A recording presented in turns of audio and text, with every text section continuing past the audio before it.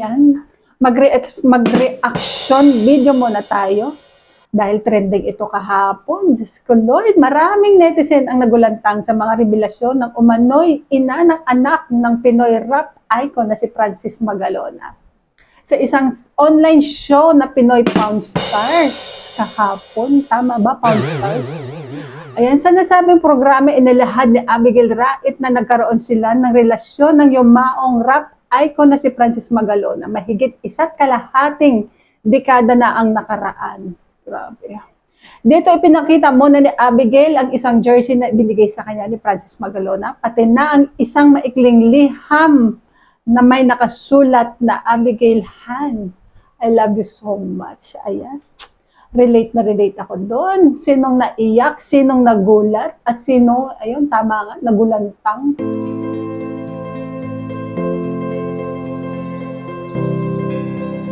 Good morning po. Good morning, ma'am. Good morning. Hi. Good morning po. Ay, ang ganda naman nito. Hi. Good morning, sir. Ano pong pangalan nila? Abigail Rait. Abigail Rait. Rait. Lagyan natin ito, pwede. Sige po, lagay na lang po. Yan. Malakas naman yung boses mo. Ako malakas naman ang boses ko. Yan. Okay. Taga saan po sila?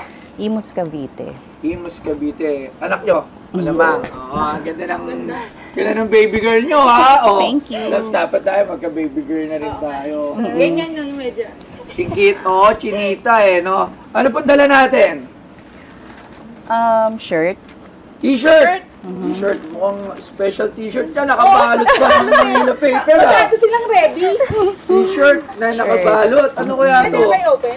Surprise! Gusto na natin, ha?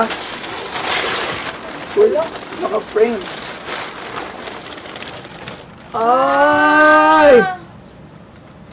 Let me see. Francis M. Francis M. Ito, may pirma? Yes. Pirma niya?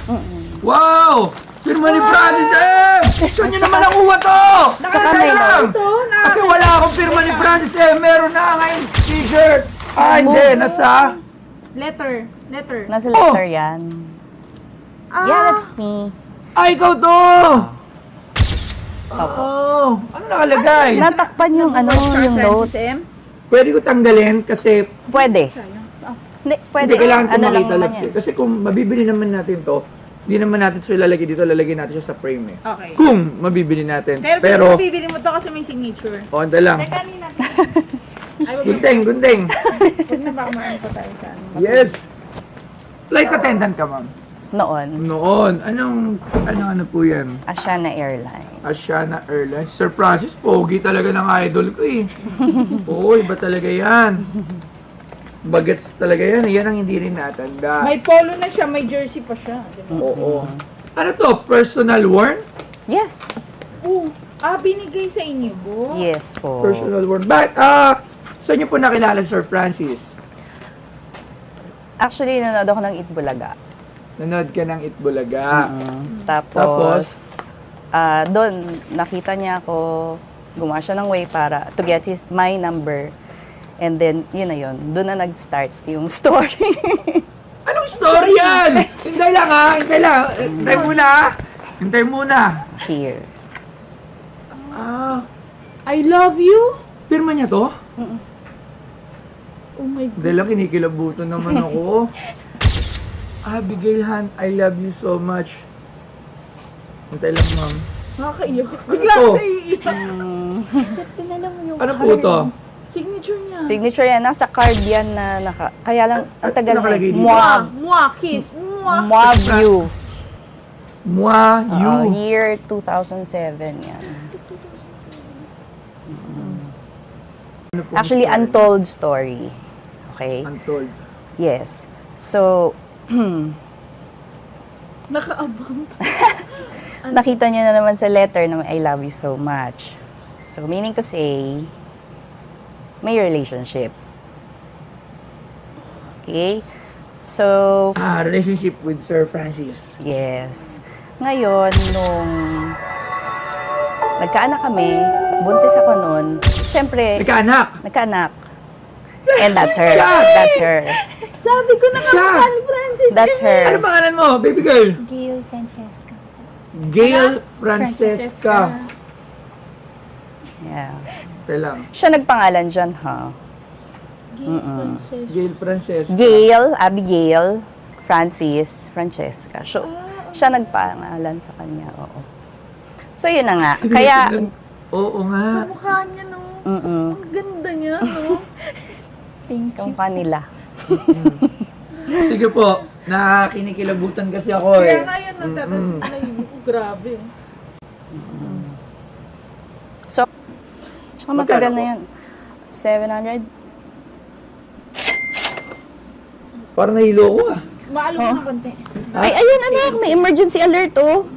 Ay, magnitude 5 points. Ano yan? Akala ko masakit lang yung ulo ko sa presyo. Yung pala lumindol. Parang kayo lang. Si Francis yun. Huwag mo raw tawaran. Anak ko yan. Yung pala yun. Ako, Sir Francis, hindi na po ako tatawad. Wala akong 10 kaibigan. 600? Basta ang ginagawa ko lang, minimaintain ko lang mabuti. O, tumatawad ka na kayo na. Bakit tumatawad ka na? Ay, gusto ko kasi ito eh. 450? 550? Tayo lang po ah. Tayo lang.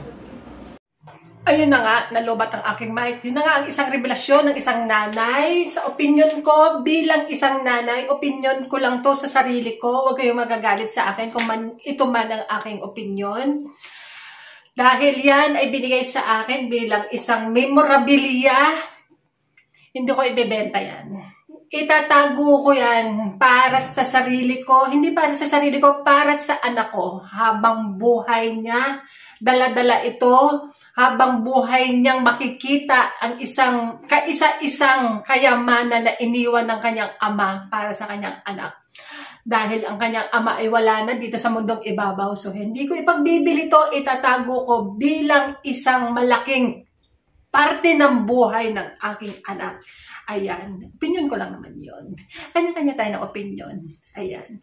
Kayo mga kababayan, ano sa tingin nyo? Comment nga po kung ano sa tingin nyo. Ayan. Dahil dyan, maraming salamat po sa inyo lahat sa mga walang sawang sumusubaybay po sa aking YouTube channel. Huwag nyo naman po kakalimutan mag-like, syempre mag-comment. Genius TV po, maraming salamat po sa inyo lahat sa mga walang sawang sumusubaybay po sa aking YouTube channel. Bye! Ingat po. God bless.